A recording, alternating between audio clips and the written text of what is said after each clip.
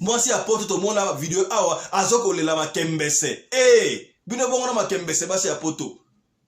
Na lobaka yango chaque fois parmi les faux, il y a aussi des vrais. Il y a des femmes on a poto on va se respecter normalement comme il se doit. Wana pesimbote. Na maman Doris de Bundes, moi si aboya mbindo. Vous combien peut-dire c'est propre rite en bamba na États-Unis d'Amérique.